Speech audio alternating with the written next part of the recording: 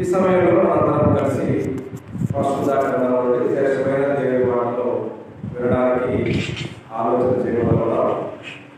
ఇది మనం ఆరాధనలో నేర్చుకునేటువంటి లేదా తెలుసుకునేటువంటి అంశం ఏంటంటే యథార్థత అనేటువంటిది ఆలోచన చేయడం. యథార్థత అనేటువంటి క్వాలిటీ ఎవరికి ఇచ్చారు, ఎవరు అవసరం? యథార్థత అనేటువంటిది లోకానికి అవసరం లేదు. అవసరమా? లోకానికి ఇప్పుడు కూడా యథార్థత అవసరం లేదు.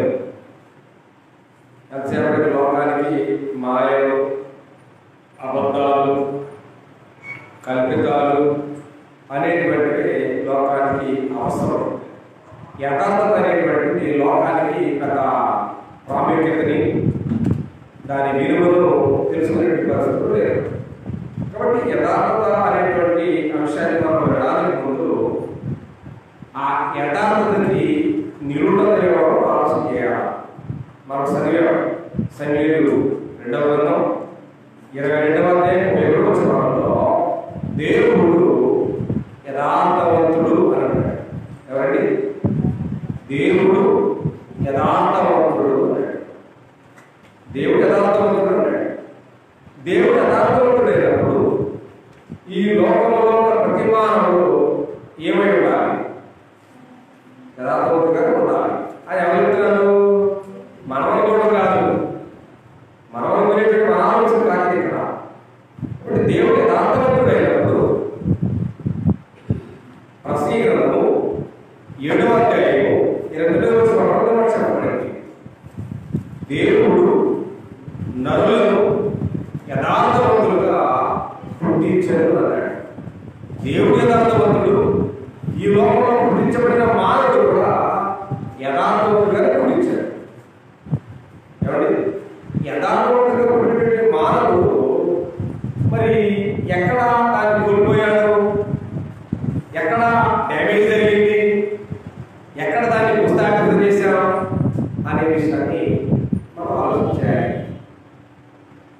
యథార్థత అనేటువంటి మాటలు మనం ఆలోచన చూస్తే నీతిగా, నిజాయితీగా, అబద్ధం లేకుండా, అర్మలకం లేకుండా ఉన్నది ఉన్నట్టుగా మాట్లాడే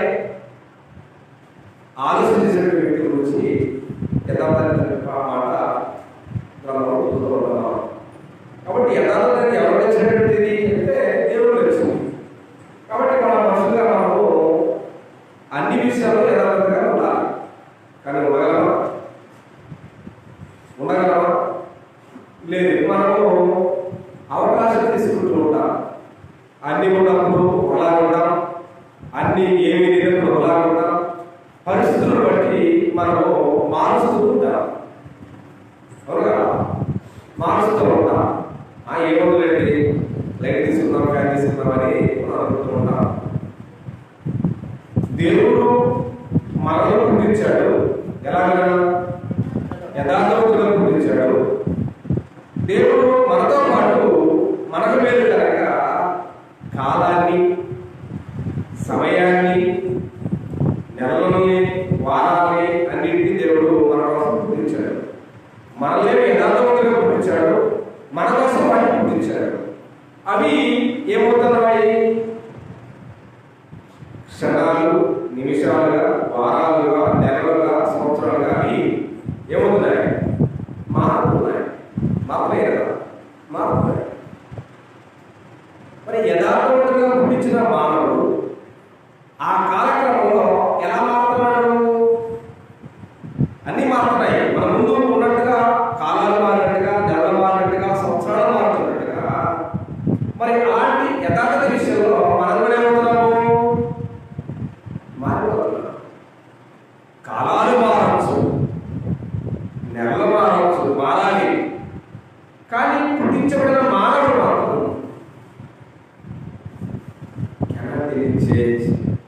ఎన్నటికీ మానవుడినటువంటి ఒకే ఒక లక్షణం యథార్థత అన్న భావాన్ని మనం మర్చిపోతాం. ఏంటంటే ఏంటయ్యా అంటే, ఏమంటే నా పరిస్థితి తెలుసు కదా, నా పరిస్థితి తెలుసు, నా అవకాశం తెలుసు. కాబట్టి మనకు ఎలాంటి పరిస్థితులు మన ముందు ఉండవచ్చు, ఎలాంటి అవంతరాలు రావచ్చు. రావచ్చు, ఎలాంటి ఇబ్బందులు మనకు రావచ్చు. కానీ దేవుడు మనల్ని ప్రేమించి మన జీవితాన్ని ఇచ్చి ఆ జీవితాల్లో యథార్థత ప్రసాదిస్తే ఆ యథార్థత మనం ఎక్కడ కూడా తాకట్టు పెట్టినటువంటి విలువైన జీవితం దేవుడు అవసరం. ఎలాంటి పరిస్థితులు మనకు వచ్చినా వాటిని మనం ఎక్కడ కూడా తాకట్టు పెట్టినటువంటి యథార్థత పడినటువంటి జీవితం కావాలని దేవుడు కోరుతున్నాడు. కానీ ఉన్నదా? దేవుడు పుట్టించినప్పుడు మాత్రం మానవుడు యథార్థవంతుగానే ఉన్నారు. కానీ కాలక్రమేణా పెరిగి పెద్దవాళ్ళ తర్వాత ఆ యథార్థత ఎక్కడ వస్తున్నారంటే ఎవరో డైరీలు వేసి మనం మానవులుగా మాత్రమే బ్రతుకుతున్నాం. దేవుని స్వరూపాన్ని, దేవుని పోలికను, దేవుడు మనకిచ్చినటువంటి యథార్థతను మనం కోల్పోయి నామ మాత్ర మనసుగా ఇప్పుడు మీద బ్రతుకుతున్నాం అన్నది గ్రంథం బోధిస్తున్న వాస్తవం. సరే, యథార్థవంతుడుగా మనిషి ఎవరైతే యథార్థవంతుడుగా పుట్టించాడు, ఎందుకంటే ఆయన యథార్థవంతుడు, ఆయన స్వరూపంలో ఆయన కోరికలో పుట్టిన ప్రతి మానవుడు కూడా యథార్థవంతుడుగానే ఉండాలని దేవుని యొక్క ఆలోచన. కానీ మనం ఏం చేస్తూ ఉంటామంటే కాలానికి అనుగుణంగా, పరిస్థితులకు అనుగుణంగా మనం మారిపోతూ ఉంటాం. ఏంటి? యథార్థతని మనం కోల్పోతూ ఉంటాం. యథార్థత కోల్పోయినప్పుడు మనకు ఏమర్థం కావాలంటే దేవుడు యథార్థవంతుడు, ఆయన న్యాయ విధులు యథార్థమైనవి కాబట్టి వాటిని చదివినప్పుడు, వాటిని విన్నప్పుడు మనకేం కావాలా? మనం ఏం చేసుకోవాలా?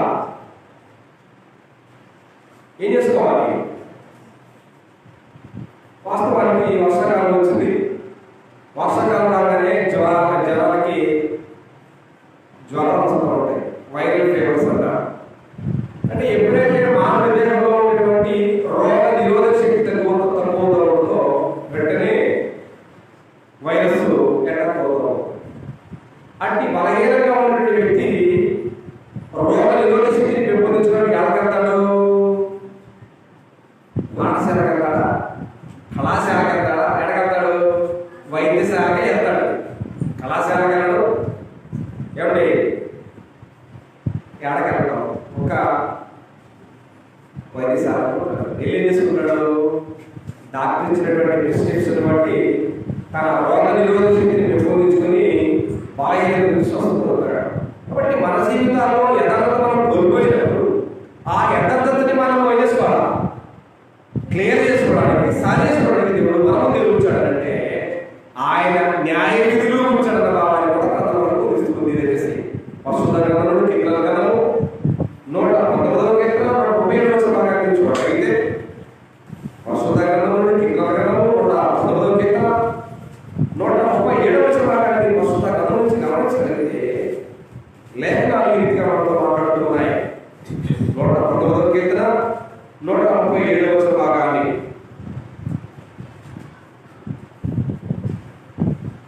యెహోవా నీవు నీతిమంతుడవు, నీ న్యాయ విధులు యథార్థములు. అంటే యథార్థతను కోల్పోయినటువంటి మానవ జాతి మనుగడ ఉద్ధరించబడాలి అంటే ఇప్పుడు మనకి ఏమి దిక్సూచిగా ఉన్నాయి? మన ముందున్నటువంటి మనలో న్యాయం యథార్థంగా తీర్పించగలిగేటువంటి శక్తి లేకుంది. ఏ వైద్యశాలకి లేదు, ఏ కళాశాలకి లేదు, ఏ పాఠశాలకి లేదు. లేకుంది యెహోవా న్యాయ విధులకు మాత్రమే నిన్ను తిరిగి మళ్ళా కోల్పోయినటువంటి యథార్థతను తిరిగి మళ్ళా యథాస్థానంలో తీసుకొచ్చేటువంటి స్టెబిలిటీ, అంత స్టాండర్డ్ ఎందుకంటే యెహోవా న్యాయ విధులు ఉన్నదని కావాలి మనం తెలుస్తుంది. ఆ యెహోవా న్యాయ విధులు వింటున్నాం, ఆ యెహోవా న్యాయ విధులు చదువుతున్నాం, ఆ యెహోవా న్యాయ విధులు మనం మోస్తున్నాం. కానీ ఆ న్యాయ విధులను అనుసరించి మన జీవితాన్ని యథార్థమైనటువంటి మార్గంలో నడిపించుకునే మన ప్రయత్నం చేయలేదు. ఎందుకంటే యథార్థత అందరికి నచ్చేది కాదు, అందరికి మెప్పించేది కానే కాదు. యథార్థత విడిచిపెడితే అందరికీ బంధువులే. మనం యథార్థత ఉన్నంతకాలం మనందరికీ నచ్చం. ఎందుకంటే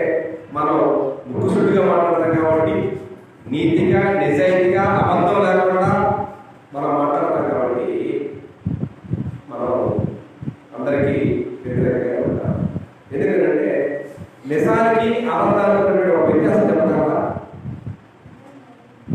నిజం ఎప్పుడు ధైర్యంగా ఉంటుంది, అబద్ధం ఎప్పుడు భయపడుతూ ఉంటుంది. ఏమండి? నిజం ఎప్పుడు నిర్భయంగా ఉంటుంది, అబద్ధం ఎప్పుడు భయపడతానే ఉంటుంది. కాబట్టి యథార్థవంతుడు ఎప్పుడు ధైర్యంగానే ఉంటాడు, యథార్థం కోల్పోయినాడు భయపడుతూ ఉంటాడు. దానికి ఎగ్జాంపుల్ ఆధారం. దేవుడు మానవుడిని యథార్థవంతుడిగా పుట్టించాడు. యథార్థవంతుడుగా ఉన్నంతకాలం దేవుని ఎదురు ధైర్యంగా వచ్చాడు. ఎప్పుడైతే ఆత్మహత్య నుంచి పాపం చేశాడో, అని యథార్థత కోల్పోయాడో, ఆదామా నువ్వెక్కడా అన్నాడు. అప్పుడేమన్నాడు? ఎక్కడా నువ్వెక్కడా అన్నప్పుడు ఏమన్నాడు? నేను దిగంబరినై చట్టసాలను దాటుకున్నాను. అంత దయనీయమైన స్థితి ఆదాముకి ఎందుకు వచ్చింది? దేవుడు తనకిచ్చినటువంటి యథార్థతను విడిచిపెట్టి దేవుడి చిత్తానికి వ్యతిరేకంగా చేసినటువంటి కారణాలను బట్టి అతడు దేవుని దోషిన భావాన్ని గ్రంథంలో తోరుస్తుంది. కాబట్టి ఆ యెహోవా న్యాయ విధులను బట్టి మనము యథార్థవంతులుగా మన జీవితాన్ని మార్పు చేసుకున్నట్టు ఆదిత్య దేవుడు మన శరీరంగా అప్పగించారు. కానీ మన జీవితాన్ని మనం సరి చేసుకోవాలని ఆలోచన మనం చేయడం కష్టమా? చేయడం. లేఖనాలు ఉన్నాయి, ప్రధాని చదువుతున్నా పెట్టడం అన్నీ చేస్తాం, కానీ జీవితాన్ని మార్చుకోవాలని ఆలోచన మాత్రం మనకు లేదు, ఉండదనే భావాన్ని తెలిసి మర్చిపోకండి. కాబట్టి పుట్టినప్పుడు మాత్రం మానవుడు యథార్థవంతుడే, పెరిగి పెద్దవాడు అయిన కాలంలో ఆ వ్యక్తి యథార్థతని చేశాడు. యథార్థతని విడిచిపెట్టి కోల్పోయి దేవుడి చిత్తానికి వ్యతిరేకంగా బ్రతుకుతున్న కారణాలను బట్టి ఆ వ్యక్తి బ్రతుకుతున్నాడు. కాబట్టి పొరపాటు అనేది సహజంగా చేస్తారు, కానీ ఆ పొరపాటు సరిదిద్దుకునేవాడే ఉత్తముడు ధనుడు మనం కోరుతుంది. కాబట్టి ఆ యెహోవా న్యాయవిధులను బట్టి మనం వేసుకోవాలంటే మన జీవితాన్ని యథార్థవంతులుగా మార్చుకునే అవకాశం ఇచ్చాడు. దేవుని కృప బట్టి దేవుడు ఇచ్చిన ఆరోగ్యాలు మీద సజీవులుగా బ్రతుకుతున్న మనమందరం యథార్థవంతులుగా మీద బ్రతికితే, యథార్థవంతులుగా దేవుడు మనకి ఇచ్చిన ఆయుష్కాలను కొనసాగిస్తే దేవుడు మనల్ని విడిచిపెట్టాడు. దేవుడు మనకు అన్యాయం చేయడు. ఎందుకంటే యథార్థత అనేది ఆయన అంత ఇష్టమైనటువంటి ప్రీతికరమైనటువంటి బోధిస్తుంది. కానీ యథార్థత మనం విడిచిపెడితే దాని వల్ల మనం అనేకమైన నష్టాలు మనం బోధిస్తున్నాం. ఎవరి జీవితంలో అయితే యథార్థత అనేటువంటి దాన్ని ముందు పెట్టుకొని ఆ యథార్థ స్థితి మీద జీవిస్తూ ఉంటారో వారి జీవితాల్లో ఎలాంటి మేలు ఉన్నాయనే విషయంలో దాన్ని గమనిస్తే గ్రంథము 112వ ఆలోచనలో యథార్థవంతులకు చీకటిలో వెలుగు పుట్టును అన్నాడు. గ్రంథము 112వ కీర్తన 4వ భాగంలో ఏం చెప్పబడిందంటే యథార్థవంతులకు చీకటి. యథార్థవంతులకు ఎక్కడ చీకటిలో వెలుగు పుట్టును. ఎందుకని? చీకటి వల్ల పెట్టి వెలుతురు వల్ల నష్టపోయింది. వెలుతురు విలువ ఎప్పుడు అర్థమైంది? వెలుతురు విలువ ఎప్పుడు అర్థమవుతుంది? చీకటిలో చీకటి ఎప్పుడు అర్థమవుతుంది? వెలుగు. చీకటి ఎంత భయంకరమైనదో వెలుగంతా అంత ఆనందదాయకమైనది. కాబట్టి యథార్థంగా జీవించే నీ జీవితము చీకట్లో ఉంటే ఆ చీకటిలో ఉన్నటువంటి నీ జీవితాన్ని ఉద్ధరించడానికి ఆ చీకటిని చీల్చుకొచ్చే వెలుగు దేవుడు. కాబట్టి యథార్థవంతులకు చీకటిలో వెలుగు పుట్టును. ఎందుకని? చీకటి అనేది దేవునికి ఇష్టమైనది, యథార్థత అనేది దేవునికి ఇష్టమైనది. ఆ యథార్థత అన్నది దేవునికి ఇష్టమైనది నీ దగ్గర ఉంది. కాబట్టి యథార్థంగా జీవించే నీ జీవితానికి చీకటి రాకుండా, చీకటి ఆవరించకుండా దేవుడు ప్రతినిత్యం మీరు వెలుగంట కాపాడే సమర్థుడైన దేవుడు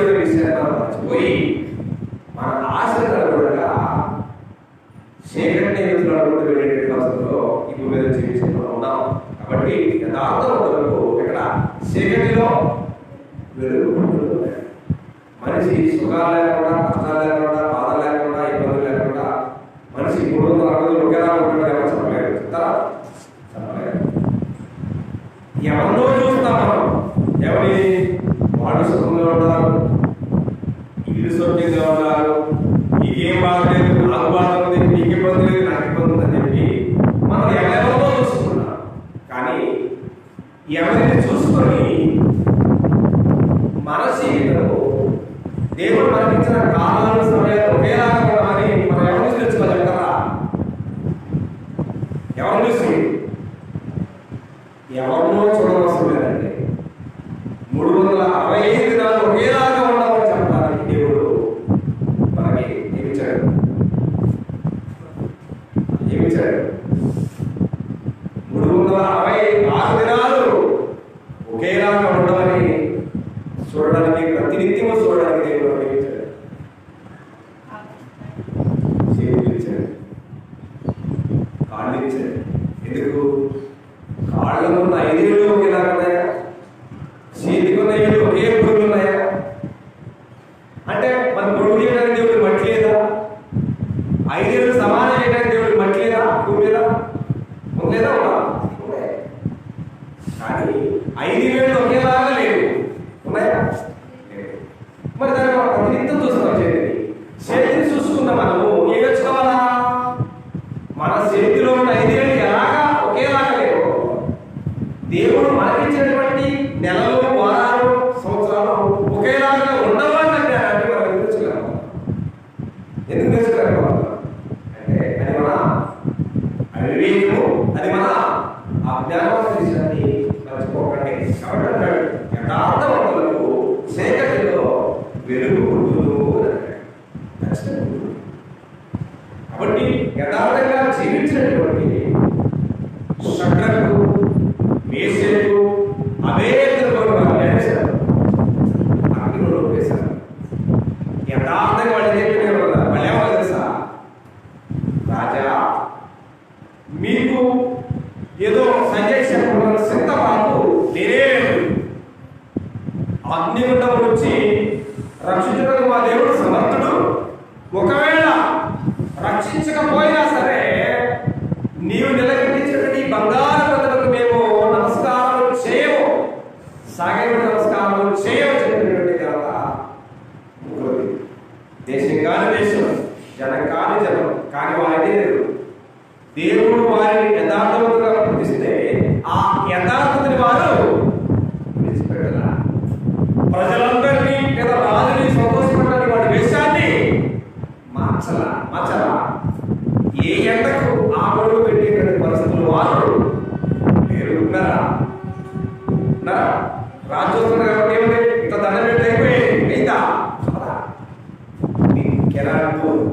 మీరు ఎవరికి అవ్వలే, చేయలేమన్నారు, చేయలేమన్న కారణం, వారు యథార్థంగా మాట్లాడిన కారణం వారి శిక్ష ఏంటి? అగ్నిగుండాన్ని 700 రెడ్డి వేశారు, అగ్నిగుండం వేశారు. ఎవరు వారితో ఉన్నారు? ఏ యథార్థవంతుడైన దేవుడు వారిని పుట్టించాడో ఆ యథార్థవంతుడైన దేవుడే వారిని కూడా వారిని రక్షించలేదా? ఇది కేవలం చదవడానికైనా, అది వినడానికైనా, మరి మన జీవితాల్లో మరి భక్తి పాఠాన్ని మనం ఎప్పుడు నేర్చుకొని అలా యథార్థంగా ఉండాలని మన ప్రయత్నాలు ఎందుకు చేయడం లేదు? చేస్తున్నాం కదా. మరి షరకి నా తోడుగా ఉన్న దేవుడు మనకు తోడు ఉండడా? ఉంటాడు. ఎప్పుడు? నీ జీవితంలో అన్యాయమైనటువంటి జీవితం కాకుండా యథార్థవంతమైన జీవితం, దేవుడికి నచ్చిన జీవితం నీ దగ్గర ఉంటే ఆయన ఎల్లప్పుడూ మనతో ఉండే దేవుడు తప్ప ఆయన ఎన్నడూ మనం విడిచిపెట్టినటువంటి దేవుడే కావాలి. మనం అనేక పరిస్థితుల్లో మనం విడిచిపెట్టుకుంటాం. మాత్రమే కాకుండా యథార్థవంతులకు అంటే యథార్థవంతుడు నడవాలి అంటే కేవలం దేవుడి చట్ట ప్రకారంగా, దేవుడి చిత్త ప్రకారంగా, దేవుడు మార్గాలు ఏదైతే బోధించాడో వాటి ప్రకారంగా నడవాలి. అదే యథార్థతను వదిలిపెడితే యథార్థత అనేదాన్ని మనం వదిలేస్తే ఎక్కడ మన రోడ్డు మన డ్రైనేజ్ అట్లా కడిగేస్తే వదిలేస్తే మనం ఏ పనైనా చేయొచ్చు, ఏ పనైనా చేయొచ్చు. ఎందుకని ఎంతమంది నచ్చినా నచ్చకపోయినా మనకు నచ్చిన సార్ మన జీవితానికి ఆనందకరంగా, మన జీవితానికి సౌకర్యవంతంగా, సుఖంగా ఉన్న ఏదైనా మనం చేయొచ్చు. ఎందుకని మనకు నచ్చింది కాబట్టి నిజంగా దేవుడి యథార్థంగా జీవించాలంటే మన ఆశ కలుగుగా, మన సుఖాలు కలుగుగా, సంతోషాలు కలుగుగా బ్రతికేటువంటి హక్కు క్రైస్తవుడు ఉందా? లేదు. ఎందుకని మీరు మీ ఇష్టానుసారంగా జీవించడానికి మీరు మీ సొత్తు కాదు. అవునా కదా? మీరు మీ సొత్తు కాదు, ఎవరు సొత్తు కాదు. మనమంతా ఎవరి సొత్తు? మనం దేవుడి సొత్తు అయినప్పుడు ఏం చేయాలా? దేవుడు చెప్పిందే మన జీవితాల్లో ఉందా? దేవుడు యథార్థంగా ఉన్నాడు, ఆ యథార్థత మన జీవితంలో ఉందా? యథార్థత నీ జీవితాల్లో ఉంటే, నీ బ్రతుకులో ఉంటే, చరిత్రలో ఉన్న నీ జీవితాన్ని, చీకటిగా ఉన్న నీ కుటుంబాన్ని దేవుడు ఏమిస్తాడు? వెలుగులు పుట్టించడానికి సమర్థుడైన దేవుడు భావం మనకు అర్థమైతే మనం చేయగలం. తప్పకుండా సామెతల గ్రంథం 11వ అధ్యాయం 3వ వచనాన్ని ఒకసారి ప్రస్తుత గ్రంథం నుంచి చూడగలిగితే, సామెతల గ్రంథం 11వ అధ్యాయము 3వ వచనాన్ని యథార్థవంతుల యథార్థత వారికి త్రోవ చూపించింది. అంటే యథార్థంగా జీవించాలనుకుంటే, యథార్థంగా జీవించాలనుకునే నీకు దేవుడు మార్గాన్ని సాధన చేస్తాడు. అంటే దేవుడి మీద, దేవుడి చిత్తానికి అనుకూలమైన యథార్థత మీద మనం ఆధారపడక కేవలం మన స్వభావాలకే మనం ఆధారపడతామంటే దేవుడు మనకు తోడు ఉండడు. ఆయన ఏ మార్గాన్ని నీకు చూపించాడు. ఈ సందర్భంలో వాస్తవానికి యేసుక్రీస్తు వారు కారులో దగ్గరకు వచ్చాడు. ఎక్కడ? కారులో దగ్గరకు వచ్చాడు. ఎవరెవరో ఏం వేస్తున్నారని సత్యాన్ని సందర్భాన్ని చూడడానికి యేసుక్రీస్తు కారులో దగ్గరకు వచ్చాడు. కూర్చున్నప్పుడు అందరూ ఏం చేశారు? వాళ్ళకు కలిగినటువంటి సమృద్ధిలో నుంచి కాలు వేశారు. కానీ ఒక వేదన వేసింది. ఆమెకు దగ్గర ఉన్నదంతా ఆ కాలు వేసింది. మరి కాలు ఎట్లా వేసినట్టు ఆమె ఏం లేదు, ఏమీ లేదు ఇక్కడ, ఏమీ లేదు ఇక్కడ. మరి ఏమీ లేకుండా వేసినట్టు ఆమె దేవుడు వదిలిపెట్టాడా? వదిలిపెట్టాడా? కానీ మనం చాలా సందర్భాల్లో నమ్మం. ఏమి నమ్మము? దేవుడిని నమ్మం. దేవుడు మనకు దయచేసిన దీవెన మనం మనము అనేక సందర్భాల్లో అవిశ్వాసం కొనసాగుతుంటాం. ఇక్కడ ఏమంటాడంటే యథార్థవంతులకు యథార్థత ఎదిరించింది, ప్రోత్సాహం సూచించింది. ఆమె ఉన్నదంతా కాంపిటేషన్ వేస్తే మరి ఆమె సరిపోయింది అలా వేయాక మన జీవితాల్లోకి సర్వ సమృద్ధిని కలగజేయవాడు ఆయనే. ఆయనే తప్ప నువ్వు ప్రయాసపడితేనో, నువ్వు పనులు పెడితేనో, నువ్వు కొల్లాడితేనో, ఏదో చేస్తేనో నువ్వు వస్తే సంపన్నుడు కాలేవు. ఎందుకంటే ఆశీర్వాదం అనేది ఐశ్వర్యం నెలగా దేవుడి మనం ఎక్కడికి రావాలని నచ్చిందా? నిజంగా మనం ఎక్కడికి సంపాదించాలనుకుంటే ప్రపంచమంతా ఎక్కడుంది, దానికి వచ్చిందా? ఎగబడ్డా ఒకవేళ సంపాదించాలనుకున్నా ఉంటుందా? నీ జీవితం, నీ యథార్థమైన జీవితం దేవుడికి ఇష్టమైతే, నీ యథార్థమైన జీవితానికి సంతోషం ఇవ్వడానికి ఆయన నీకిస్తాడు, వాటిని ఇస్తాడు, కాలిస్తాడు, బండ్లాయిస్తాడు, సమస్తాన్ని ఇస్తాడు. కానీ దేవుడు మనకిచ్చే వాటిని మనం విడిచిపెట్టి మనం ఏదో ఎక్కడ సంపాదించాలనుకుంటే ఏమి రెట్టికి అటు దేవుడు ఇవ్వడు, ఇటు మనం సంపాదించుకున్నవి నిలబడ. అప్పుడే పోతాము నవ్వుకోలేక. కాబట్టి దేవుడు ఇచ్చేటువంటి ఆశీర్వాదం అనేటువంటి స్థిరమైనది.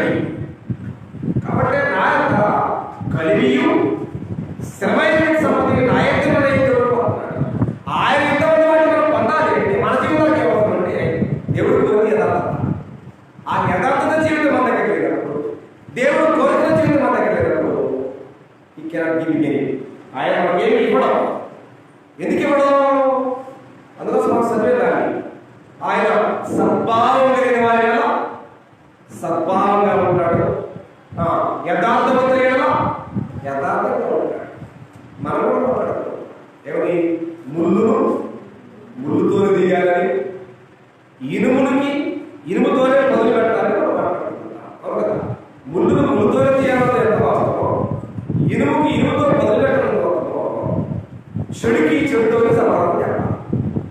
కాబట్టి మన జీవితాల్లో యథార్థం మొదలుపెట్టి చెడుతనం తగ్గబడినప్పుడు దేవుడు కూడా చెడుగానే పడతా ఉంటాడు. అవునా కదా? మంచి పడతాడా? పట్టడా? నీ దగ్గర యథార్థత ఉన్నప్పుడు ఆయన నీ యొక్క యథార్థతగా ప్రవర్తిస్తున్నాడు. మన దగ్గర యథార్థం మొదలుపెట్టి చెడు మనం పనులు చేసుకుంటా ఉంటే ఆ చెడుకి మనం సమాధానం చేస్తున్నాం. కానీ మనకు అర్థం కానటువంటి ఆలోచన ఏంటంటే, లేఖనానికి సారాంశం మనకు అర్థమవుతున్నప్పుడు మనం ఎలా జీవిస్తున్నామో, మన జీవితంలో యథార్థతను కలిగి ఉన్నామా, యథార్థతని విడిచిపెట్టామన్నది మనకు అర్థం కావాల్సిన అవసరం ఉంది. ఎందుకంటే దొంగతనం చేసే వ్యక్తి అది మనకి ఎలా ఉంటుంది? దొంగతనం చేయడానికి నిర్ణయించుకున్న వ్యక్తికి అది చాలా ఎక్కువగా, చాలా ఘనతగా, చాలా గొప్పగా ఉంటుంది. కానీ చుట్టూ చూసేవారు ఏం చేస్తూ ఉంటారు? వీడు దొంగ అంటారు, వీడు దొంగ అంటారు. నువ్వు ఎంత సంపాదిస్తే నీ విలువ ఉందా? వాడు ఏమైనా సంపాదించాడు అనుకోండి, ఏం సంపాదించండి? ఏడాదంతా దొంగతనం చేసి సంపాదించాడు. అవునా కదా? మనం కష్టపడి యథార్థంగా సంపాదిస్తే దానివల్ల మనకు విలువ, దానివల్ల మనకు ఘనత అన్నది వాస్తవం. యథార్థతని విలువండి, యథార్థతను ఎక్కడో తాకట్టి మన జీవితాన్ని ఎక్కడో ఏదో చేసి సంపాదించే దానివల్ల ఏమైనా సుఖం ఉంటుందంటే, దానివల్ల సుఖం ఉండదు, సౌఖ్యం ఉండదు. 10 మంది చెప్పుకోవడానికి తప్ప, 10 మంది చేత చూసుకోవడం తప్ప దేనికి పనికిరానటువంటి విషయాలు. కాబట్టి ఒక క్రైస్తవుడిగా మన జీవితంలో ఉండాల్సినటువంటిది యథార్థత తప్ప ఇంకొకటి కూడా మొదటి భావాన్ని తెలిసి మర్చిపోకండి. కాబట్టి యథార్థంగా ఉంటే ఒంటరిగా ఉన్నా, 100 మందిలో ఉన్నా, 10,000 మందిలో ఉన్నా ఆయన నీతో ఉంటాడు. కానీ నేనేదో చేయాలనే విషయంలో నువ్వు మార్గాన్ని తగ్గిపోతే ఆయనకి ఏమి చేయడం రావాలని మర్చిపోకండి. కాబట్టి అందుకోసమే యథార్థంగా నడిచే వారికి ఆయన త్రోవని చూపిస్తున్న విషయాన్ని కాబట్టి ఇవాళ మనమంతా పుష్టిగా ఉండాలి అంటే ఇల్లుంటేనో, బంగ్లా ఉంటేనో, ఆస్తులుంటేనో, అంతస్తులుంటేనో, మేడలు నిద్రుంటేనో మనమంతా దాని ఇష్టంగా ఉండవచ్చు. లోకములో ప్రజలకు మనం ఇష్టలుగా ఉండకపోయినటువంటి కేరిబడి మనకు సిబ్బంది ఏమి లేదు. ఓకేనా? ఈ లోకంలో మనం ఎవరి ఇష్టాల కోసం మనం అవసరం లేదు. నన్ను కానీ మీరు ఎవరు కానీ ఎవరు ఇష్టపడకపోయే పదే లేదు. కానీ యథార్థవంతుడుగా నీవు జీవిస్తే నీవు దేవుడికి ఇష్టం. మనం దాన్ని విడిచిపెట్టి మనం దేవుడిలో ఇష్టపడతా ఉంటాం, దేవుడి ఇష్టాన్ని మనం కోరుకుంటూ ఉంటాం. కాబట్టి ఒకసారి మీరు గమనిస్తే సామెతల గ్రంథం 11వ అధ్యాయము 20వ భాగంలో, సామెతల గ్రంథం 11వ అధ్యాయము 20వ భాగాన్ని మూర్ఖ చిత్తులు యెహోవాకు హేయులు, యథార్థంగా ప్రవర్తించువారు ఆయనకి ఇష్టలు. యథార్థతను విడిచిపెడితే మనకు అందరూ ఇష్టమే. యథార్థతను విడిచిపెడితే మన లోకానికి ఇష్టమే. కానీ యథార్థంగా ఉంటే కనుక నీకు కాబట్టి యథార్థంగా ప్రవర్తించే వాళ్ళు ఎలా ఉంటారు కదా? ఆయన ఇష్టలు. దేవుడు మనల్ని ప్రేమించి మనకి పరమంతగా అన్నాడు. అంటే ఈ భూమి మీద జీవించే మానవుడికి ప్రధానమైనటువంటి పరమంతర ఇంగ్లీష్లో దాన్ని బిహేవియర్ అంటారు, లేదా క్యారెక్టర్ అంటారు. కాబట్టి క్యారెక్టర్ అంటే వ్యక్తిత్వము, బిహేవియర్ అంటే ప్రవర్తన. క్యారెక్టర్ కానీ లేదా వ్యక్తిత్వం కానీ లేదా ఇంకా ప్రవర్తన కానీ దేని మీద ఆధారపడుతుంది?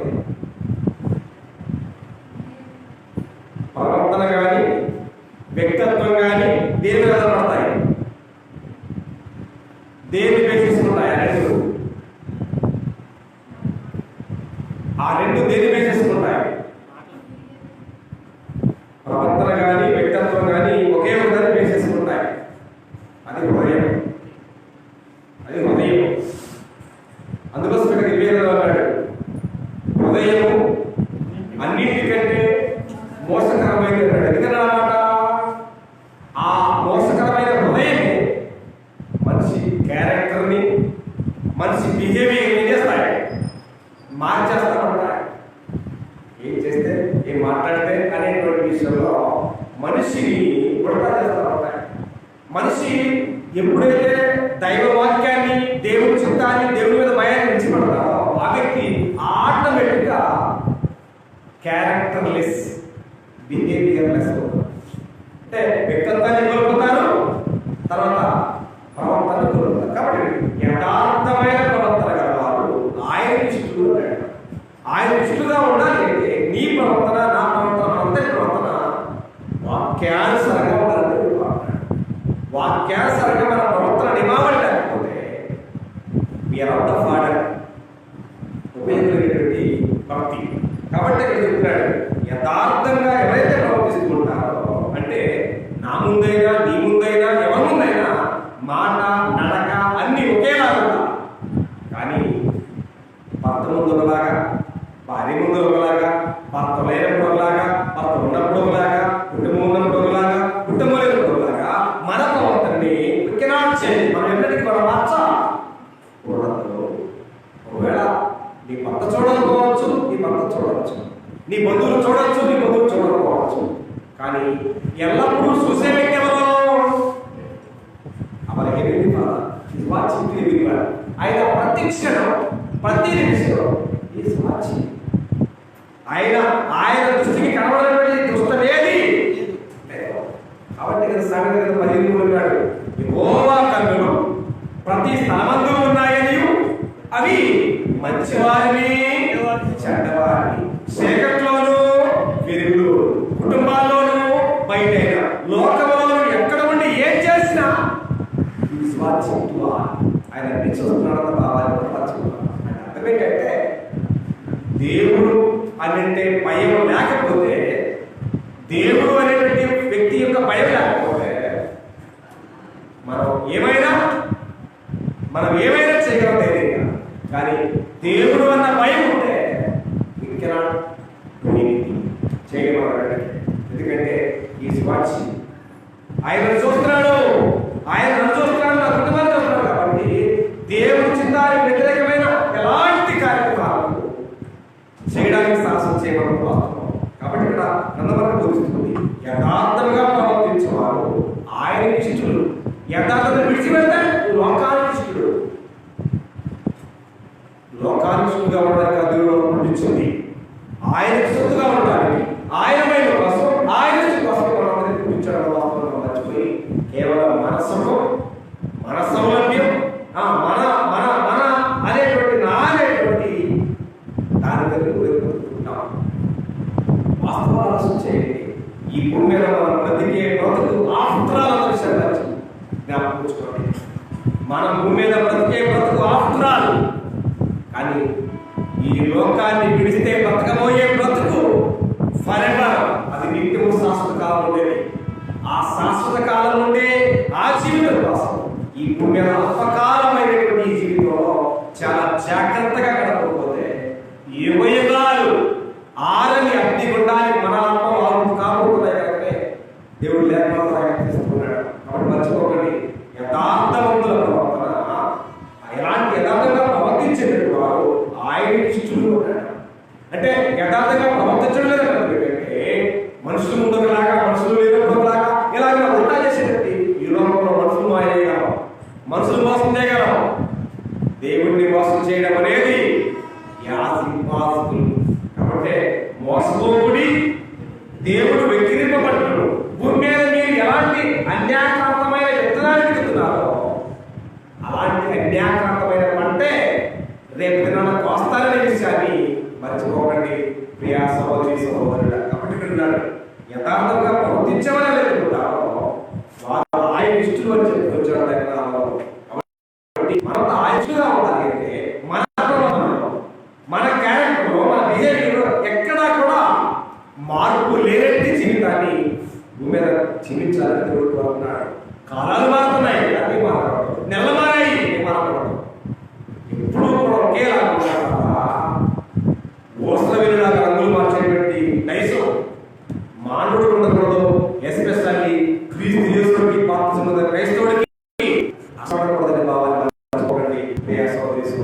కాబట్టి ఈ భూమి మీద సామాన్యుడైనా, సామంతుడైనా, ధనికుడైనా, దరిద్రుడైనా ప్రతి వారికి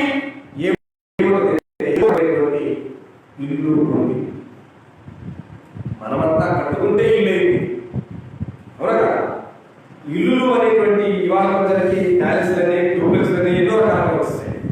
కానీ పురాతన కాలం నుంచి మనం ఆ ఇల్లు అనేటువంటి పదాన్ని సంబోధించాలంటే ఏమనేవాడంటే గుడిసెలో లేదా గుడారంలో అనేవాడు. గుడారం అర్థం ఏంటి? వెంటనే మార్చుకునేది. ఇల్లు అంటే శాశ్వతంగా ఉండేది, గుడారం అంటే తీసేసేది. అలాగే పరిశుద్ధ గ్రంథంలో ఒక ఆయన ఉన్నాడు.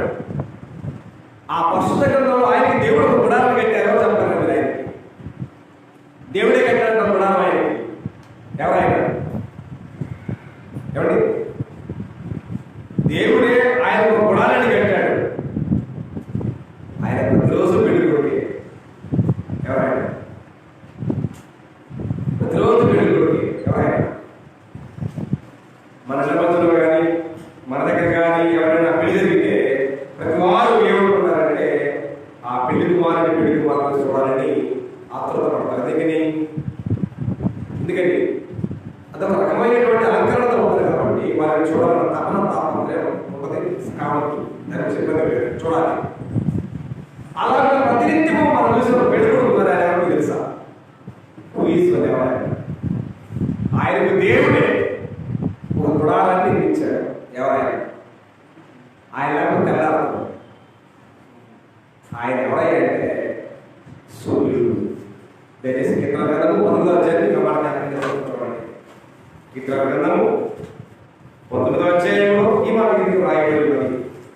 కీర్తన గ్రంథము 19వ అధ్యాయము 4వ వచనం నుంచి వాటి కొలను భూమి అంతటా వ్యాపించి ఉన్నది, బుద్ధిగంతముల వరకు వాటి ప్రకటన బయలుపెడుతున్నది. వాటిలో ఆయన ఎవరైనా దేవుడు, ఆయన సూర్యుడికి గుడారము ఎడా ఆకాశం వేశాడు. ఎవరికి? సూర్యుడికి. కిందకు వచ్చాడు. ఆ తడు తన అంతఃపురములో నుండి బయలుదేరు పెళ్లి కుమారుడు వలె ఉన్నాడు. ఎప్పుడు?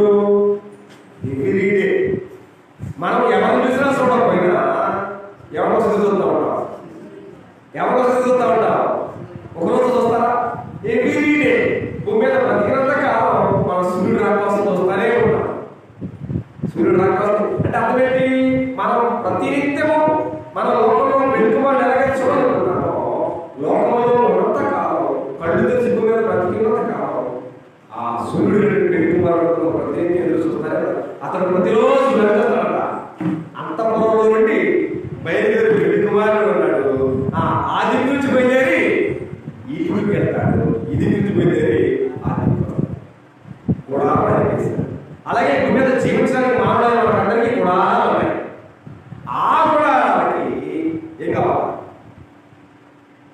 ఆ గుడారాలకి ఏం కావాలి? యథార్థవంతుల గుడారము వర్ధిల్లును అన్నాడు. ఏ గుడారం? యథార్థవంతుల గుడారం వర్ధిల్లుతుంది. అది మేడ పట్టాలతో కలిసినటువంటి గుడారమా, గుడిస, తాటిల్లా, ఇత్తడిల్లా అనేది కానే కాదు. నీవు జీవించే యథార్థమైన ప్రవర్తనతో కూడినటువంటి నీ జీవితానికి నీకున్న స్తమత పెట్టి కట్టుకున్న ఇల్లు ఏదైనా ఉండొచ్చు. అది పరదా ఇల్లా, తాటాకి ఇల్లా, కొబ్బరి ఇల్లా, ఈత మట్టి ఇల్లా అనేది నువ్వు రాకపోయాడు. అక్కడ సమస్య కాదు. యథార్థంగా జీవించినటువంటి నీ కూడా అలాంటి దేవుడు వర్ధిల్ల చేస్తానన్నాడు. అంటే యథార్థత లేనటువంటి నీ డాబా లేదు, యథార్థతగా లేనటువంటి డూప్లెక్స్కి ఏం లేదు. యథార్థంగా జీవించినటువంటి నీ దేనికి కూడా దేవుడు వర్ధిల్ల చేయడం. వర్ధిల్లడం అంటే మీకు తెలుసా? వర్ధిల్లడం అర్థం ఏంటి? వివాహమైనటువంటి భార్య భర్తల్ని ఏమంటారు? పిల్ల పాపలతో వర్ధిల్లాలి అని మనం బ్లెస్ చేస్తా ఉంటాం, రాస్తాం. యేసుక్రీస్తు వారు కూడా మనుషుల దయను, దేవుని దయను, పెద్దల దయను, సభ్యుల దయను వర్ధిల్లుతున్నాడు. ఓకే, వర్ధిల్లుతున్నాడు. కాబట్టి ఇవాళ సహజంగా అంటే పూర్వపు రోజుల్లో ఇవాళగా నాశనం అయిపో మట్టి అయిపో తుమ్మైపోయిన వాళ్ళు ఎలా అడుగుతారు. వాళ్ళు ఏమంటారు అంటే వెధవా అనేవాడు, వెధవా అనేవాడు. ఆ వెధవా అనేటువంటి పదంలో ఉన్నటువంటి ఆశీర్వాదం తెలుస్తుంది నీకు. వెధవా అనేటువంటి పదంలో కనుక ఉన్న ఆ తిట్టే దోషపడి పోరాటం అన్నమాట. ఆ వెధవా అనేటువంటి పదంలో ఉన్నటువంటి జీవితంలో ఆశీర్వాదం తెలుస్తుంది. తెలియదు కదా.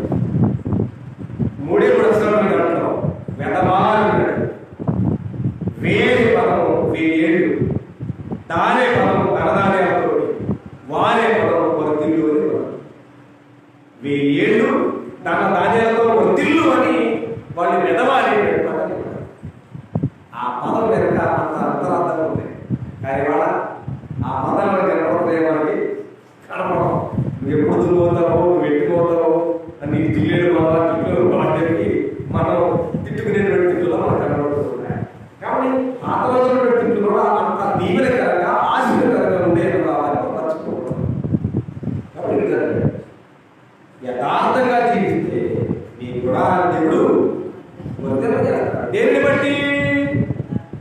నువ్వు యథార్థంగా ఉన్నప్పుడు నీ స్థితి జస్ట్ లిమిట్ అయ్యొచ్చు. దాన్ని ఒకసారి జ్ఞాపకం చేస్తారు. ఆ యథార్థత విషయంలో, వృత్తిల విషయంలో ఎలాంటి విషయాన్ని జ్ఞాపకం చేస్తారు. సార్ ఏ బృందము 8వ అధ్యాయంలో మాట్లాడుతున్న సందర్భమైన సమయంలో ఏ గ్రంథము 8వ అధ్యాయము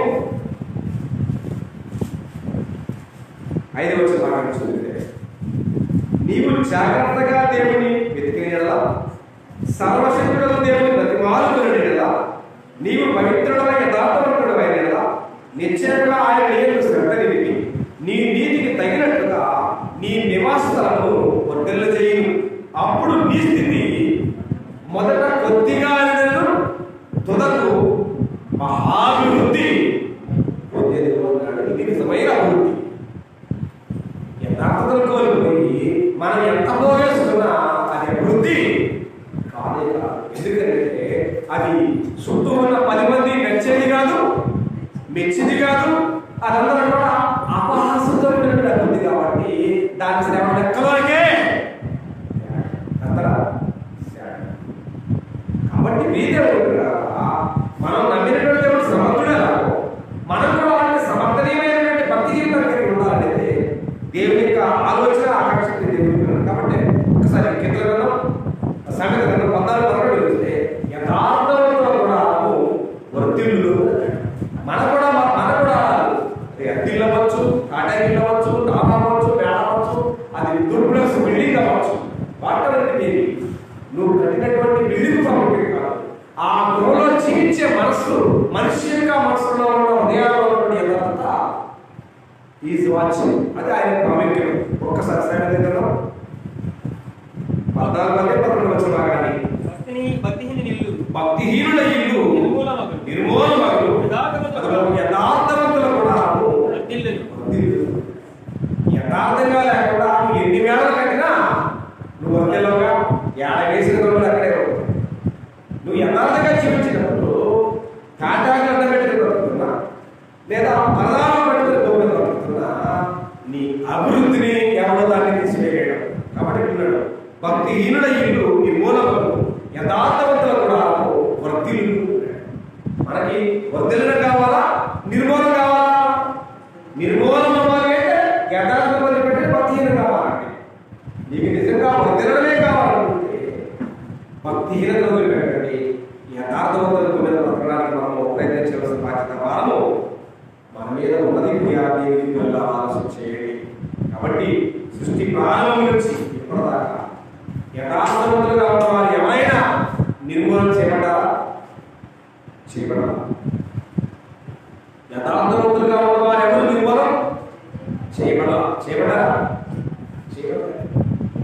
ఎందుకంటే యథార్థత అనేటువంటిది దేవునికి ఎంత ఇష్టమైనటువంటిది. ఏంటది? యథార్థత అనేది దేవునికి అంత ఇష్టమైనటువంటిది కదా. యథార్థంగా జీవించే వారు ఆయన ఎన్నడూ నిర్మూలం పుస్తకం చూడండి. ఒకసారి ఈ గ్రంథము 4వ అధ్యాయంలో, ఈ గ్రంథం 4వ అధ్యాయంలో యథార్థవంతులు ఎప్పుడైనా నిర్మూలం అయినా అని వచనమాడుతుంది. ఈ గ్రంథము 4వ అధ్యాయం 7వ వచనం చూస్తే గ్రంథము 4:7 జ్ఞాపకం చేసుకొనుము, నిరపరాధి అయిన ఎవడు ఎప్పుడైనా నశించినా యథార్థవంతులు ఎక్కడైనా నిర్మూలమైనా అయ్యా చూడగలరు. కాబట్టి యథార్థవంతులకు అన్ని విషయాలు కూడా చేయించేవాడు, ఊపిరి పోసేవాడు దేవుడు. ఎందుకంటే ఆ యథార్థవంతులనే మనం గుర్తించాడు. కానీ యథార్థత అనేది దేవుడికి ఎంత ఇష్టమో యథార్థంగా ఉండడం అనేది సాధారణత ఇష్టం. చెడగొట్టి చెరగబెట్టడంలో సాధారణ సిద్ధమవుతుంది. మనం ఎప్పుడైతే మన మనసు స్థిరంగా ఉండదో, ఎప్పుడైతే మన విశ్వాసం దగ్గర సరిగ్గా ఉండదో, మనం ఆటోమేటిక్గా ఎవరు బెండ్ అవుతాము? సాధారణ బెండ్ అవుతాం. ఎందుకంటే ఇనుము బెండ్ అవ్వాలని ఏం చేయాలి? వేడి చేయాలి. మనిషి బెండ్ అవ్వాలంటే ఏదో ఒక శ్రమ, ఏదో ఇబ్బందో ఏదో ఇరిగిపోతే కానీ అప్పుడు బెండ్ అవుతాం. కాబట్టి ఆ బెండ్ చూసి వాళ్ళు మాట్లాడతారు. కాబట్టి నేను మీకు చెప్తున్నాను, పరిస్థితులు మనుషులు అంటే కాలంలో నెలలో వాళ్ళలో మాట్లాడగా మన జీవితాల్లో సమస్యలు అలాగే వస్తూ ఉంటాయి. 5 ఏళ్ళు ఒకేలాగా ఉంటాం. అయినా మనం ఏం చేయకూడదంటే మనం ఎప్పుడూ కూడా లోకం వైపు చూడకూడదు. లోకం వైపు చూసే మనసు అనుకుంటే వెంటనే మనం దేవుని వైపు చూడదంటే వాడి దగ్గర రాడు. కాబట్టి అన్నాడు, దేవునికి లోబడి అపవాదిని ఎదురించుడి, వాడిని అందరూ కూడా రాడు అని వచ్చాడు. అంటే చేతుల అవకాశం ఇష్టపడతాడా? మనం అవకాశం ఇస్తేనే అవకాశం ఇస్తేనే వస్తాడు తప్ప వాడు వాడు దగ్గరికి రావడానికి ధైర్యం చేయడం లేదు.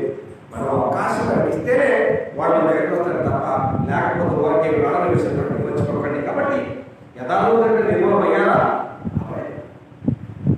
యథార్థత అనేది దేవుడికి ఎంత ఇష్టమో కాబట్టి లోకంలో మానవుల్లో ఆ యథార్థ నిరుణత యథార్థంగా జీవించినటువంటి ఒక ఉన్నతమైన వ్యక్తున్నారు. దేశంలోనే ఆయన అలాంటి వ్యక్తి ఎవరైనా ఎవరండి యోగు లాంటి యథార్థవంతుడు భూమి మీద లేడు.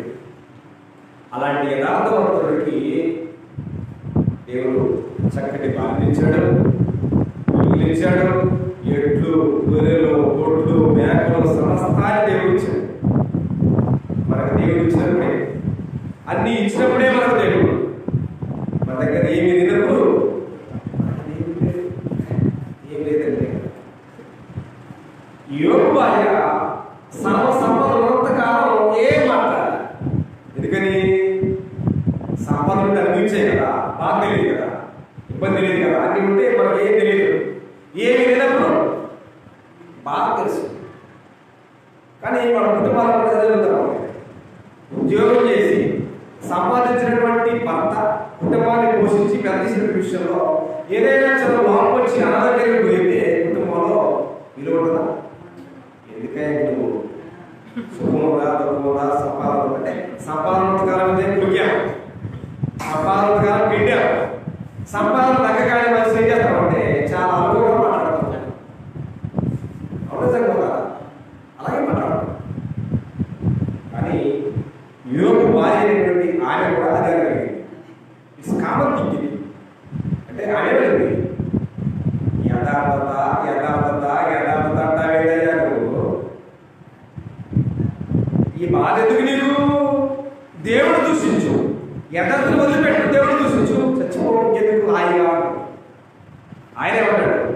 బాగా మాట్లాడాడు అని మెచ్చుకున్నాడా?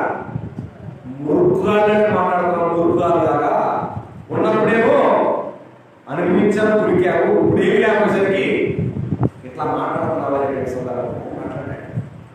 ఆయనే ఎక్కడ తెలిసిందంటే మరణం అయ్యే వరకు నేను నా యథార్థతని విడవను అన్నాడు. దయచేసి గమనించి మీరు చూడండి ఒకసారి. యోబు గ్రంథము 27వ అధ్యాయం 5వ వచనం. యోబు గ్రంథము 27వ అధ్యాయం 5వ వచనం. యోబు గ్రంథము 25వ అధ్యాయం 7వ వచనం.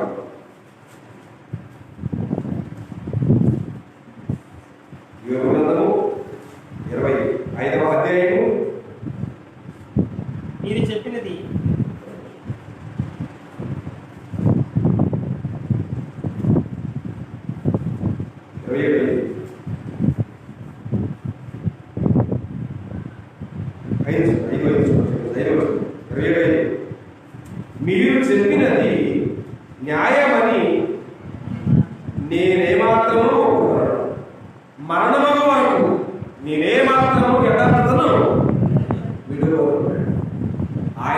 ఒక కోటు కాదు.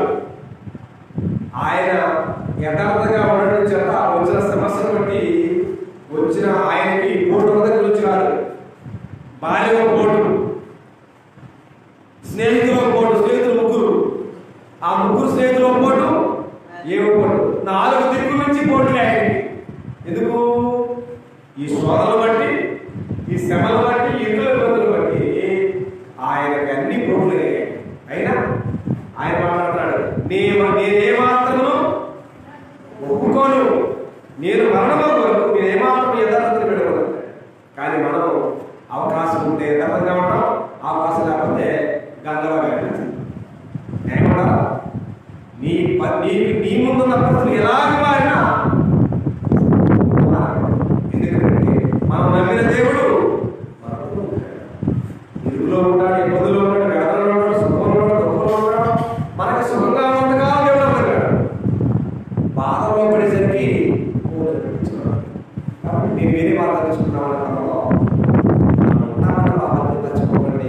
ఎంత మాత్రం కూడా క్రైస్తవులకు న్యాయమైన పని కాదు, మీకు దేవుడికి రాదు. కాబట్టి యథార్థవంతులు ఉంటారు. ఆ యథార్థవంతులు దేవుడు తోడుగా ఉంటాడు.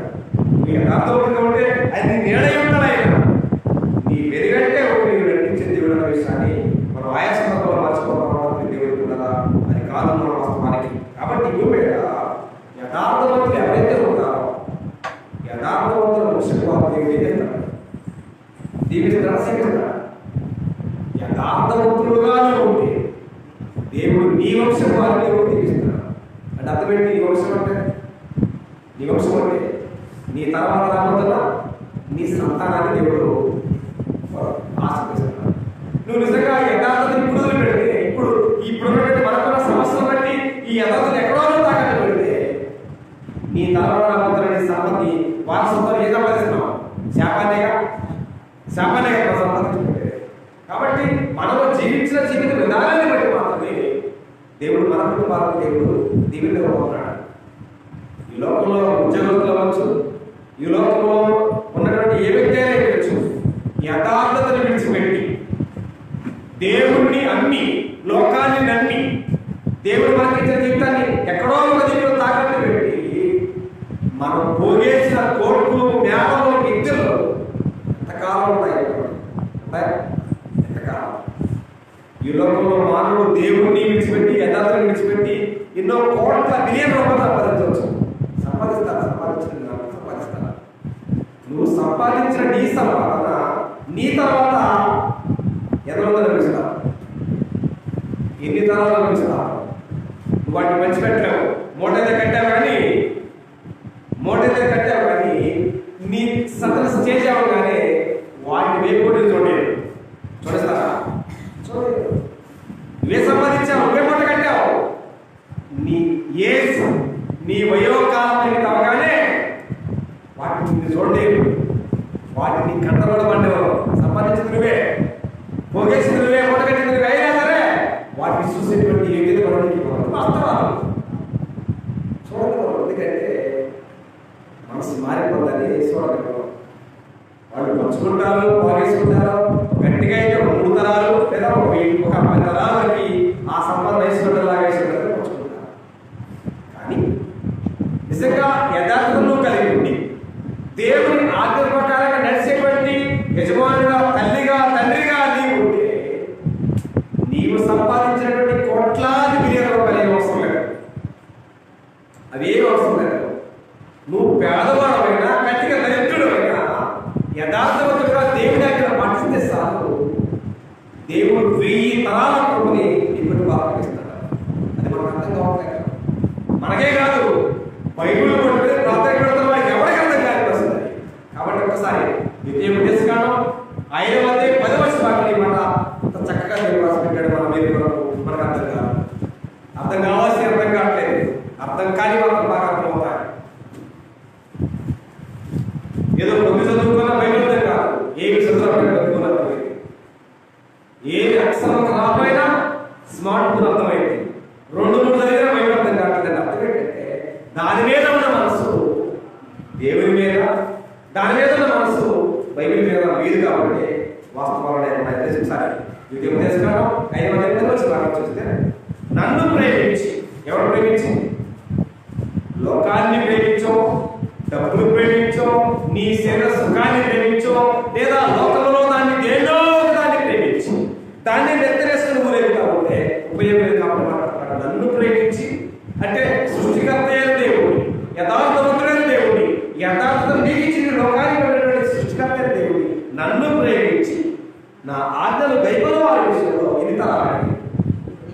1000 తరాల వరకు కూడా ప్రభుత్వం వాడిని కరుణించేవాడిని వేరే దేవుడు మాట్లాడుతున్నాడు.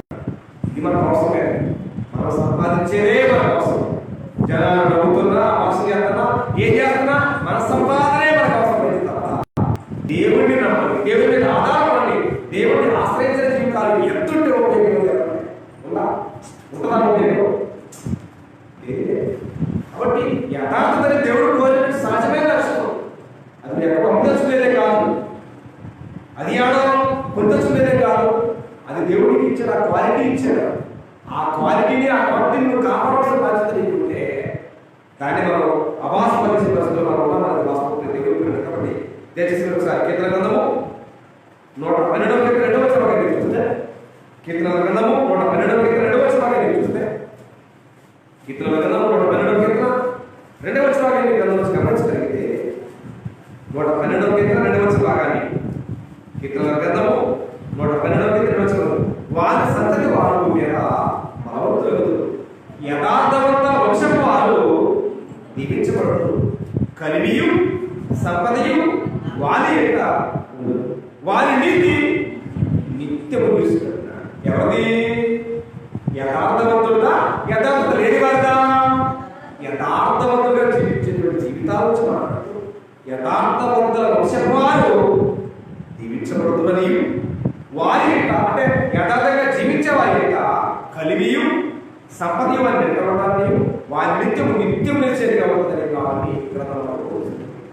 అలాంటి దేవుడు కోరిన యథార్థత విషయంలో మనం ఎంత మేరకు న్యాయబద్ధంగా ఉన్నది తెలుసుకున్నాం. ఇవాళ అంటే యథార్థంగా ఉంటావా, యథార్థంగా ఉండవా అనే విషయం మన వ్యక్తిగతమైనది. ఇక్కడెవరు ప్రశ్నించట్లా, ఇక్కడెవరు కనపడుకుని ముందు ఎవరు లేరు. దేవుడు మానవులను పుట్టించేటప్పుడు యథార్థంగా పుట్టించాడు. మనం ఈ లోకాన్ని విడిచిపెట్టే సమయానికి కూడా దేవుడు మనం అడిగేది ఏంటంటే, యథార్థంగా ఉన్నావా? అడిగితే మన దగ్గర సమాధానం ఉందా? ఆదామా ఎక్కడంటే ఆదాము దగ్గర సమాధానం లేకపోయా. ఇవాళ మన దేవుడి చిత్తాన్ని విడిచిపెట్టి అన్యాకృతంగా మన జీవితాన్ని భూమి మీద బ్రతుకుతున్న మన జీవితానికి యథార్థత ఉందా అని అడిగితే మన దగ్గర సమాధానం ఉందా? ఉంటే శుభ్రంగా సంతోషంగా బ్రతకచ్చు, ఆనందంగా. అది లేకపోతే ఇవాళ సుఖాలు ఉండొచ్చు, సౌకర్యాలు పెట్టచ్చు, సంతోషంగా ఉండొచ్చు, కానీ యుగయుగాలు ఆల్రెడీ అగ్నిగుండానికి మనం తెగబోతున్నామన్న భావాన్ని గుర్తించాలి. ఇది కాదు సుఖ సౌఖ్యాలు. ఈ సుఖ సౌఖ్యాల కోసం కానీ వచ్చిన మనం ఈ లోకాన్ని విడిస్తే పొందబోయేది దాన్ని దృష్టించుకుంటే మన ఇక్కడ పాఠంలో అర్థమవుతాయి తప్ప అర్థమయ్యే పరిస్థితి కాదు. దేవుడికి ఉంటారు. కాబట్టి ఈ భూమి మీద బ్రతుకుతున్న మనం నీతియు యథార్థమైన భక్తిగా వారికి మనం నీతిమంతుల మాట కాదు. నీతిమంతులు ఎట్లమయ్యాము? కుమారుని యొక్క రక్తంలో కనబడితే మనం నీతిమంతులు. నీతిమంతులమైన దగ్గర ఏమన్నా యథార్థమైన ఉంటుందా? ఉండదు. అప్పుడప్పుడు తాకట్టుకుంటాం. ఎవరికి? ఎందుకు? దేవుడికి ఇష్టమైన మనకి ఇష్టమైనటువంటి కార్యకలాపాలు కొనసాగించాలంటే కొంతసేపు తాకట్టు పెట్టాల్సిందే. మనం ఆశగా బంగారాన్ని కోరుకుంటాం, కానీ ప్రస్తుతం తారుమారు చేస్తాము. ఆ బంగారాన్ని మార్వాడి బ్యాంకులో ఎక్కడ తాకట్టు మన అవసరాన్ని తీర్చుకుంటాం. బంగారాన్ని తాకట్టు పెట్టినంతగా దేవుడు మనల్ని ప్రేమించి మనకి విలువైన జీవితాన్ని కూడా మనం తాకట్టు పెట్టడం అనేది అన్యాక్రాంతమైన పరిస్థితి దేవుడు. కాబట్టి యథార్థమైన ఉదయం కావాలి, నవీన స్వభావాన్ని ధరించుకోవాలని వాటిని కోరు మాట్లాడుతున్నాడు. పత్రిక 4:4 ఆలోచన వచ్చేయం. కాబట్టి యథార్థమైన ఉదయం కావాలి. అలాంటి భక్తి భావం మీద బతకాలని దేవుడు మనందరం కోరుతున్నాడు. నేను యథార్థంగా ఉండను అంటే ఇబ్బంది లేదు. ఎవరి ఇక్కడే బలం చేస్తా, ఎవరికి చేయను. యథార్థవంతంగా ఉండాలా, ఉండకూడదు. అది ఒకటి చేస్తే మారేది కాదు. యోగుతున్న మారేది ఏందయ్యా పోయా, యథార్థతను వదిలిపెట్టు, దేవుడు కృషించు, సాగుది. ఆయన మారాడా? ఎవరో చేస్తే మారేది కాదని వ్యక్తిగతంగా మన హృదయాల్లో మనం తెలుసుకున్నాం. కమిట్మెంట్ తీర్మానం అంటే ఆ తీర్మానాన్ని బట్టి మన మీద అలాంటి కమిట్మెంట్ జీవించకపోతే మన పడిపోయినటువంటి పిండ గది కంటే కూడా ఓర్వదగిన విషయం ప్రపంచుకోకండి ప్రియ సహోదరి సహోదరుడా. భూమి మీద బ్రతికే మన బ్రతుకులు అల్పకాల వాపోగాలు ఇవన్నీ. మనం పొందబోతున్నటువంటి కాలం, మనం పొందబోయేటువంటి శాస్త్రమైంది, దానికి ముగింపు లేనటువంటి. ఇక్కడ బాధలు అంటావా 70 సంవత్సరాలు పడతాం, 20 సంవత్సరాలు పడతాం, లేదా కొంతకాలం పడతాం. కానీ ఆడపడే బాధలు యుగాలు, ముగింపు లేదు. దరి దొరకనటువంటి అధోగతి నరకానికి వెళ్ళబోతాం. ఇక్కడ సిద్ధపడకపోతే, ఇక్కడ జాగ్రత్త పడకపోతే. కాబట్టి లేఖనాల దేవుడు మాట్లాడుతున్నవే. కాబట్టి శాశ్వత కాలం మనకు పరలోకంగా వెళ్ళిపోతున్నాడు. ఆ పరలోకం చాలా లేదు. భూమి మీద మరణ పడేతో కూడా యథార్థులు భూమి మీద బతకాలని కోరుతున్నాడు. ఆ యథార్థతని నీకున్న సమస్యలు ఏమైండొచ్చు, వాటి కోసం ఎక్కడా కూడా మార్చడానికి, తాకట్టు పెట్టడానికి ప్రయత్నాలు చేయకూడదు. అది విలువైన జీవితం. ఆ విలువైన జీవితం ఇది కాదని ఆయన నిరూపించాడు. ఆయన నిరూపించకపోతే మన పెద్ద జీరో. కాబట్టి ఆయన నిరూపించుకున్నాడు కాబట్టి ఆయన మనకు నిరూపించాడు. ఆ విలువలు కాపాడుకోకపోతే అంత స్పష్టంగా అవతరిన్నాడు. మీ కృత్యములను మందులు లేదు, మీ రత్నములను కుక్కల ముందే అన్నాడు. వాటి విలువ లేదు. మీ రత్నాలని, మీ వజ్రాలని, వైద్యులని కుక్కల బదులు తెలుసా? విలువైన జీవితం మానవుడికి తెలియాలి. ఆ మానవుడికి తెలియకుండా అజ్ఞానంగా ప్రవర్తించేవాడు ఎవరైతే ఉంటాడో భూమి మీద, వాడు కుక్కల కన్నా, పందుల కన్నా హీనంగా భూమి మీద బ్రతుకుతున్నాడు. భావాన్ని మర్చిపోకండి ప్రియ సహోదరి సహోదరుడు.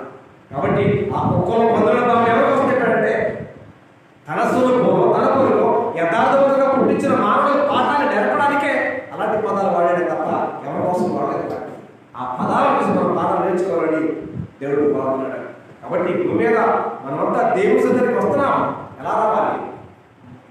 నా మాట గురించి హెబ్రీ పత్రిక 10వ అధ్యాయం 22వ వచనంలో, హెబ్రీ రాసిన పత్రిక 10వ అధ్యాయం 22వ వచనంలో అక్కడ పరిశుద్ధాత్మ మాట్లాడుతున్న సంగతి మనం ఒకసారి గమనించినట్లయితే, హెబ్రీ రాసిన పత్రిక 10వ అధ్యాయం 22వ వచనం నన్ను గురించి గమనించగలిగితే, హెబ్రీ రాసిన పత్రిక 10వ అధ్యాయం 22వ వచనం మనస్సాక్షిని కల్మషము తోసుకున్నట్టు మనిషి జీవితానికి 3 ప్రాముఖ్యమైనటువంటి, ఒకటి హృదయము.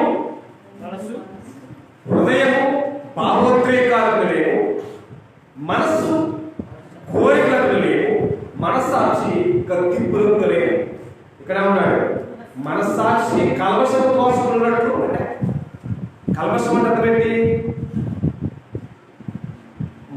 మనకి ఇచ్చినటువంటి జీవితానికి మనస్సాక్షి కల్మషం అంటే కల్మషం ఉండాలి. కలుషితం అన్నమాట. కల్మషం అంటే ఒకటి నీళ్లు ఉన్నాయి కదా, నీళ్లు కల్తీ అయితే వచ్చాయి. కల్తీ నీళ్ళే మనసాక్షి కల్తీ లేకుండా, అంటే కల్మషం అంటే కల్తీ అనేది తోసుకున్నట్టు, మనసాక్షికి కల్మషం తోసుకున్నట్టు ప్రోక్షింపబడినటువంటి హృదయములు గలవారమైన ఎక్కడ పోషించబడ్డా బాప్తిసమైనటువంటి విధానంలో ప్రోక్షింపబడిన హృదయములు గలవారమై నిర్మలమైన ఉదకముతో స్నానం చేసినటువంటి, ఉదకం అంటే స్నానం, తర్వాత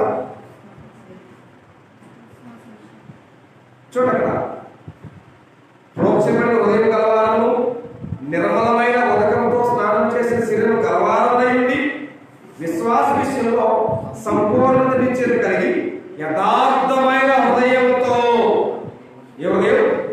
యథార్థమైన హృదయంతో దేవుని సన్నిధానములకు చేరుదువు. యథార్థమైన హృదయం మన జీవితాల్లో మన దగ్గర దేవుడు కోరుకున్నట్టుగా లేకపోతే ఆయన సన్నిధికి చేరడం కూడా వృధా ప్రయాసాల భావాన్ని మర్చిపోతాడు. దేవుని సన్నిధి అనేది నన్ను సంతోషపెట్టేది కాదు. దేవుని సన్నిధి అనేది మీలో ఎవరిని సంతోషపెట్టేది కాదు. దేవుని సన్నిధి అనేది ఆయనకు సంతోషపెట్టేది. ఆయన సంతోషపెట్టే వారంగా ఉండాలి అని సన్నిధి అంటే ఆ సన్నిధికి వచ్చే వారంతా కూడా యథార్థమైన హృదయాలతోటి ఆయన సన్నిధానానికి చేరితేనే దేవుడు గణతలుతాడు, దేవుడు మహిమలుతాడు. ఇక్కడ ఈ లోకాన్ని విడిచిపెట్టగానే ఆ యథార్థంగా జీవించిన వారి జీవితానికి ఆనందాన్ని సదాకాలం ప్రభుతో ఉండాలనుకుంటున్నాడు. ఆ ప్రభుతో కూడా ఉండాలన్న ఆలోచన, ఆకాంక్ష, ఆశ మీకుంటే మన జీవితాలే ఉండాలా? యథార్థతని వదలకుండా మరణం పర్యంతం కూడా దాన్ని కాపాడుకునే వాళ్ళగా ఉండగలిగితే మనం పర్వతం చేస్తాం. ఇక్కడ యథార్థత అనే దాన్ని నా అవసరాల కోసం, మీ అవసరాల కోసం, ఎవరి అవసరాల కోసం ఎక్కడ ఎవరి తాగని పెట్టినా దానివల్ల నష్టపోయేది మనమే వస్తాం. కాబట్టి ఆ యథార్థత దాని వరకు ఎవరికై తాగని పెట్టాడు. దేనికోసం? ఆయన తాకట్టు పెట్టాడు. ఎవరైనా ఏశావు. దేనికోసం? దేవుడిచ్చే శ్రేష్టమైన దీవెనల ముందు ఒక కోటుకులు వచ్చిందా? పనికిరాదు. కేవలం శరీర సౌఖ్యం కోసమే కదండి. శరీర సౌఖ్యం కోసం, శరీర సుఖం కోసం ఏశావు జ్యేష్ఠవంతులు కూడా అమ్మేశాడు. ఏం చేశాడండి? అర్థం దిగజారి జీవితం అనే కదా అర్థం. అవకాశం దాటిపోయింది. ఆయన శ్రద్ధగా వెతుకాడట. అవకాశం ఉన్నప్పుడేమో అన్ని చేసుకున్నాడు. అవకాశం దాటిపోయింది, శ్రద్ధగా వెతుకాడట. దొరికింది అవకాశం దొరకదు. దేవుడు ప్రతి మానవుడికి ఒక్కసారి అవకాశం ఇస్తున్నాడు. ఆ అవకాశాన్ని సద్వినియోగం చేసుకుంటే దేవుడు గొప్పగా దీవిస్తున్నాడు. ఆ అవకాశాన్ని సద్వినియోగం చేసుకుంటే నీలాంటి అష్టదరిద్రుల మీద మరేమో ఉండదని కావాలని గమనిస్తూ యథార్థమైనటువంటి హృదయంతో దేవుని సన్నిధికి చేరతనామా లేదా? ఒకవేళ చేరకపోతే ఇప్పుడే దాని విషయమే నువ్వు ఖచ్చితమైన మార్పు పొందాల్సిన బాధ్యత మన మీద ఉంది. కాబట్టి యథార్థత లేకపోతే నువ్వేం చేసినా, నేను చేసినా యథార్థత లేకుండా మనసును మెప్పించగలమేమో, మనసు సంతోషపెట్టగలము, కానీ దేవుని సంతోషపెట్టడం అనే మాట అసాధ్యం. దేవుడికి వెళ్ళాలి. కాబట్టి ఈ భూమి మీద జీవించే ప్రతి మానవుడికి దేవుడు కోరుతుందంటే దేవుడు యథార్థతను పుట్టించాడు. మరణ పర్యంతం కూడా ఆ యథార్థతను మనం కాపాడుకోవాల్సినటువంటి కవచమనే భావాన్ని గుర్తిస్తూ అలాంటి యథార్థతలుగా ఉండాలని తెలియజేస్తూ ఈ అవకాశాన్ని దేవుడికి ఎంత అవుతుంది అందరికీ కూడా నా హృదయంలో తెలియజేస్తూ నా మాట